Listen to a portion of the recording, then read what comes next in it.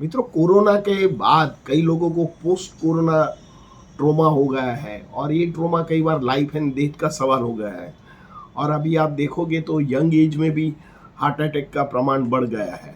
आज का वीडियो बनाने का एक ही कारण है कि हमारे गुजरात में एक यंग 41 ईयर्स ओल्ड जो कार्डियोलॉजिस्ट खुद थे और उन्होंने 15,000 जितना तो कार्डियक का ऑपरेशन किया था। जाने माने वो सर्जन थे, पर उनको ऐसा सडन हार्ट अटैक आ गया कि वो खुद डॉक्टर होने के कारण भी इसमें से बच नहीं पाया है।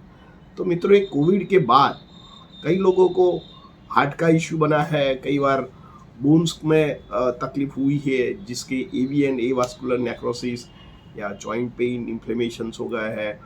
कई बार रेस्पिरेटरी डिजीज़ में बदलाव आया है और बहुत सारे डिजीज़ है और बहुत दवा लेने के बाद भी हटते नहीं है और ये दर्दी के लिए कई बार लाइफ एंड डेथ का सवाल हो जाता है और ये एंड स्टेज तक आ जाता है।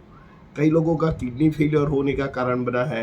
कई बार गैस्ट्रिक प्रॉब्लम्स कई बार सेकेंडरी हो गया है, जैसे हाइपर एसिडिटी होना, गैस्ट्रिक रिफ्लेक्ट होना और कई बार ये सारे जो जीआरडी के सिम्टम बढ़ गए हैं। कई बार जॉइंट इन्फ्लेमेशंस हो गया है, बोन में भी वीकनेस हो गया है, स्किन में भी प्रॉब्लम्स हुआ है। कई लोगों को न्यूरोलॉजिकल प्रॉब्लम है। ऐसे सब रोग का पोस्ट कोविड के बाद यही प्रॉब्लम हुआ है। तो मित्रों, आज का जो वीडियो में हम पोस्ट कोविड के बाद जो मेन 5 जो हमारे ऑर्गन है, इसमें इफेक्ट होने वाला जो डिजीज है, इसमें होम्योपैथिक की 5 दवा के बारे में हम आज बताएंगे।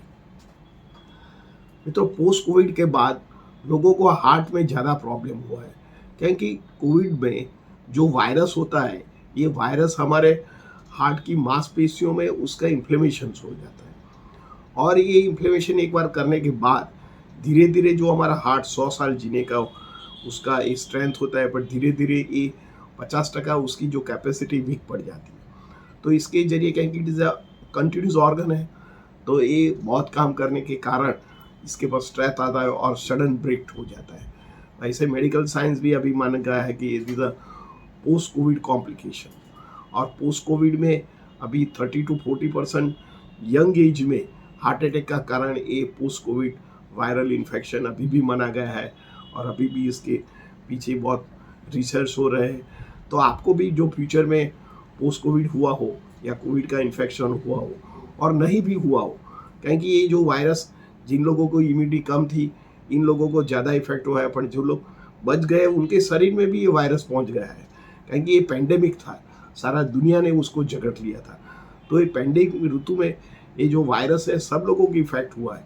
तो आपको भी हेल्दी हो और हेल्दी हार्ट रखने का है, तो सबसे पहले आप स्ट्रेस कम कर दो। बहुत ज़्यादा काम मत कीजिए, जो भी आपका 9 आवर्स में जितना भी मन का फोर्स है इतना कीजिए। 1 कलाक थोड़ा भी एक्सरसाइज कीजिए, थोड़ा भी धीरे धीरे चलो, वॉक करो, योगा करो, स्ट्रेच कम करो, दौड़ो, साइकिलिंग करो, धीरे धीरे शरीर की मोटिविटी बढ़ाइए। और जिन लोगों को 40 साल के ऊपर है, ये लोगों तो खास ध्यान रखें। थर्ड थिंग, उनका जो बॉडी वेट है ये धीरे धीरे कम कीजिए और जिम में जाके थोड़ा वेट लिफ्ट कीजिए, साइकिलिंग कीजिए, स्विमिंग कीजिए, मेडिटेशन कीजिए। और yoga is a great thing. आप योगा में अनुलोम विलोम, प्राणायाम, भस्त्रिका, ये सब जो योगा है, ये हमारी जो हार्ट की वॉल के आजू बाजू जो इन्फ्लेमेशन हुआ है और बैलेंस फूड, बैलेंस स्लीप, ये सब मोटालिटी हमारे हार्ट पंपिंग बढ़ता है और हमारा हार्ट को रिजुवाइन करता है। साथ में आप जो होम्योपैथिक दवा लेना चाहते हैं तो ऑरम मेटालिकम है, आर्निका है, कैटेगस ऑक्सीकेंथारिस है, नेट्रम्यू है एंड डिजिटालिस। ये जो मेडिसिन है ये 30 पावर में ले सकते हैं। मित्रों, सेकंड नंबर का जो रोग है हड्डी में, क्योंकि हड्डी का रोग का प्रॉब्लम बहुत बढ़ गया है, क्योंकि जब वायरल इन्फेक्शन हुआ तो जो भी हमारे जाने माने डॉक्टर है और उनके शास्त्र में ऐसा होता है कि भाई स्टीरॉयड देना पड़ता है और हैवी एंटीबायोटिक देना पड़ता है, तब जाके ये वायरल कंट्रोल में आता है। तो जिन लोगों के लिए ये भी लाइन ऑफ ट्रीटमेंट है, और कई बार ये स्टीरॉयड ज़्यादा देने के कारण हमारी जो हड्डी होती है ये वीक हो जाती है, पोची पड़ जाती है, तो ऑस्टियोपोरोसिस हो जाता है। तीसरे हमारे जो कूल्हे की हड्डी होता है, इसमें एवीएन हो जाता है, ए वास्कुलर नेक्रोसिस। ये यंग एज में बहुत लोगों को ए वास्कुलर नेक्रोसिस हुआ है और उनके लिए ऑपरेशन करना जरूरी नहीं है। होम्योपैथिक में बहुत सारे दवाई है, आप दवा ले सकते हैं। कई लोगों का स्पाइनल कॉर्ड का प्रॉब्लम हुआ है, कई बार सर्वाइकल प्रॉब्लम, सर्वाइकल स्पॉन्डिलाइटिस हो गया है, कई बार रूमेटॉइड आर्थराइटिस हो गया है, इसके जरिए ऑस्टियो आर्थराइटिस हड्डी घिसने का भी कारण बन गया है।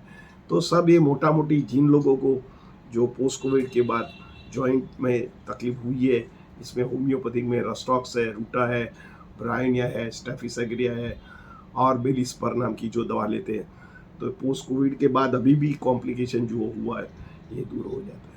ये तो थर्ड नंबर का जो जो ऑर्गन है हमारा रेस्पिरेटरी ऑर्गन है, इज अ मेनली इफेक्टेड।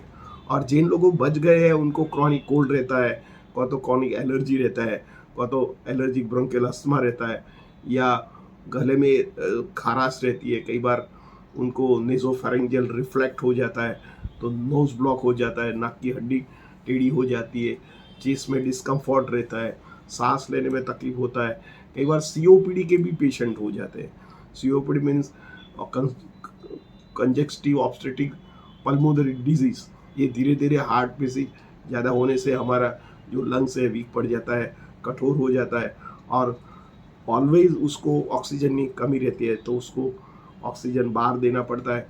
तो ऐसे कंडीशन में आप आर्सेनिक आल्ब है, कार्बोवेज है, निट्रम्यूर है और लाइकोपोडियम है, एंड आप जो नेट्रम फॉस दवा है, ये जो दवा लेते हैं तो ये दवा आपको रिस्टोर करता है और लंग्स की कैपेसिटी भी बढ़ाता है। मित्रों, फोर्थ नंबर का जो ऑर्गन है मेनली हमारे जो पर्टिकुलरली जो गैस्ट्रो इंटेस्टिनल ट्रैक है, इसमें बहुत सारे दवा जाने के कारण यह हमारा जीआरडी बढ़ गया है, गुड बैक्टीरिया की जो संख्या है कम हो जाती है, तो पाचन का इशू रहता है, गैस का प्रॉब्लम रहता है, कई बार गैस ऊपर चढ़ता है, छाती में चढ़ता है तो छाती में जलन होता है जिसको गैस्ट्रिक रिफ्लेक्ट होता है, कई बार साइलेंट गैस्ट्रिक रिफ्लेक्ट होने कारण कई बार नेजोफेरेंजियल ब्लॉक हो जाता है जिसको एलपीआर बोलती है, कई बार कानों में भड़भड़ाहट आवाज़ आने का या कान ब्लॉक हो जाना या सुनाई कम देता है, कई बार माइग्रेन की जो कंप्लेन रहती है it is a one of the cause for silent gastric reflect का कारण है। कई बार हमारे आंखें वीक पड़ जाती है, नर्वाइन फील करते हैं, रेडिशनेस होता है, बर्निंग सेंसेशन होता है। ये जो सारे कॉम्प्लिकेशन है ये पोस्ट कोविड के बाद कई लोगों में आया है, तो इसमें घबराने की ज़रूरत नहीं है। होम्योपैथिक में बहुत सारी अच्छी दवाइयाँ हैं, आप इसमें नक्सवामिका है, पल्सिटिला है, कार्बोवेज है और पोडोफाइलम्स है, एंड आप चाइना का उपयोग कर सकते हैं। तो आप धीरे धीरे धीरे जो गैस्ट्रिक इमोबिलिटी बढ़ गया है, जीआरडी बढ़ गया है, आपका जो गुड बैक्टीरिया के जो जो जो पाचन का सपोर्ट करते हैं बैक्टीरिया कमी हो जाता है तो उसको एनहेंस करता है। हम आपको दर्दी को बोलते हैं कि भाई स्पाइसी फूड अवॉइड कीजिए, रेगुलर योग कीजिए, जो भी खाना लगता है कच्चा खाना ज़्यादा खाइए, मीन्स फ्रूट है वेजिटेबल ज़्यादा लीजिए, योग कीजिए, तो ये सब मोटा मोटी आपको ये रोग में बचा सकता है। पांचवा नंबर की जो डिजीज़ है न्यूरोलॉजिकल डिस्टर्बेंस है। कई लोगों को पोस्ट कोरोना के बाद हाथ में ट्रेमर आना जिसको राइटर क्रैम्प बोलते हैं, जिससे पार्किंसन है और मेमोरी लॉस का प्रॉब्लम्स है, नींद नहीं आना, और कई बार तो जो मेंटली डिजीज़ के कारण वीकनेस लगता है उसको फटिग दर्दी को बोलते हैं, जिसको माइल्जिया बोलते हैं। शरीर में कुछ भी कारण बिना शरीर दुखता है, ये भी कारण उसका पोस्ट कोरोना के बाद कई दर्दियों में जो हम मिलता है। इसमें आप काली फॉस है, जिंक मेट है, फॉस्फोरस है, एसिड फॉस है और निट्रम फॉस का उपयोग कर सकते हैं। ये सब सारी दवाइयाँ हैं, आप धीमी मात्रा में या कम मात्रा में ले सकते हैं। सपोज कोई सिम्टम नहीं हटता है तो आपके कोई नज़दीक के होम्योपैथ के पास जाके उसकी दवा ले सकते हैं, क्योंकि इसके लिए आपको जो सेकेंडरी प्रिस्क्रिप्शन चाहिए, इसका एनालिसिस चाहिए, पेशेंट की मोर्टालिटी चाहिए, पास हिस्ट्री चाहिए, सब आपको जो डेटा लेके उसका एनालिसिस करना पड़ता है।